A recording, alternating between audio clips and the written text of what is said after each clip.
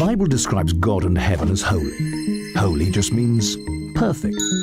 Now, it's really important to understand that God can't let anything imperfect into heaven. Otherwise, it just wouldn't be heaven. The Bible also says that all of us have a body and a soul. At death, our body is either buried or cremated.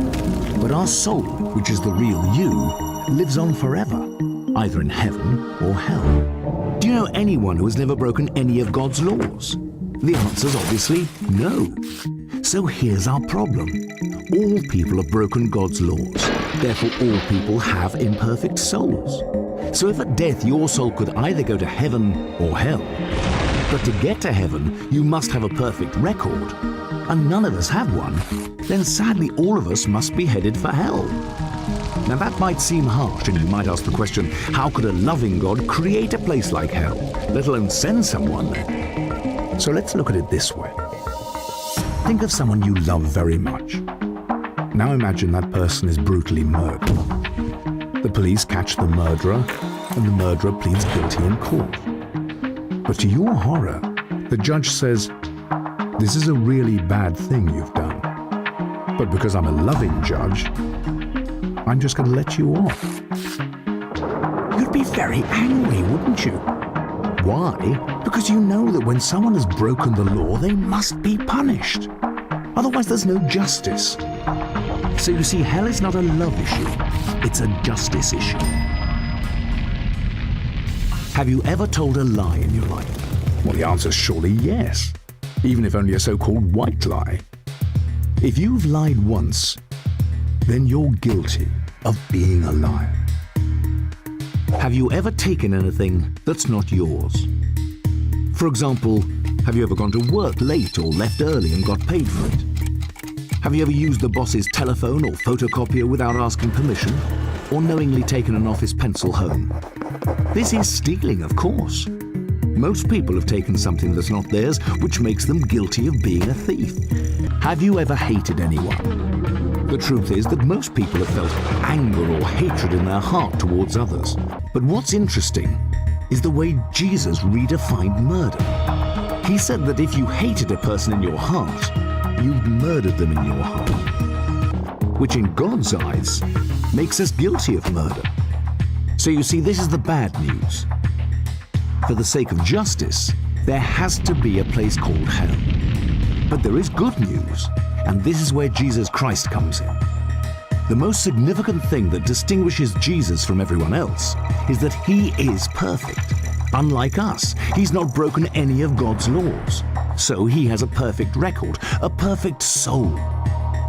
Picture the scene before Jesus came to earth 2,000 years ago.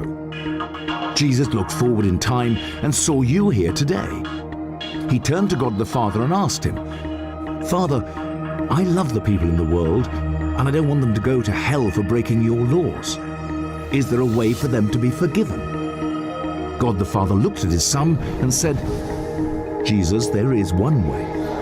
Go to earth and become a human being, but live a perfect life. Then die a cruel death on a cross to take the punishment that the people in the world justly deserve for breaking my laws. When you do this, I can make it possible for them to be forgiven, and 2,000 years ago, he came to lay down his life for us, to pay the price for all of God's laws that we've broken. And there is no greater love than when someone lays down their life for another. But there is still something that we must do to be forgiven. There are three major events in everyone's life. There's birth and death. Ultimately, we have no control over these. But the third major event is when we ask Jesus to give us his perfect record. God's gift of forgiveness is clear. We're not forgiven by being christened or baptized or confirmed, not even by praying occasionally or going to church, or by believing in God, or by trying to be good. These are all good things, but none of them give us forgiveness. Jesus said that there are two things that we must do to be forgiven. The first is that we must be willing to turn away from anything we know is wrong in our life. The second thing we must do is surrender to Jesus. Now, surrender means this. If God made you and the entire universe that surrounds you, don't you think he deserves to be the central person in your life? Surrendering to Jesus is when we acknowledge him as our Savior and humble our lives to him in service. When you die, you will go before God on Judgment Day, and Jesus will say to you, "You, my beautiful child, have my perfect record, which I gave you when you turned and surrendered to me on earth, and I forgave you. Welcome to heaven." But say you never turned and surrendered. Think about what would happen. When you die, you'll go before God at judgment, and God will say to you, "I'm sorry, I can't let you enter heaven. I have to send you to hell." So how about you? If you die tonight, where will you go? Remember, to get to heaven, you need a perfect record, which you could never have unless you ask Jesus to give you his. To receive this free gift, you have to do two things. First, be willing to turn away from the wrong in your life. And secondly, surrender to Jesus. Unless you do these two things, it's impossible to be forgiven. And at death, it's impossible to get into heaven. Which is so sad, because this is the very reason Jesus died for you.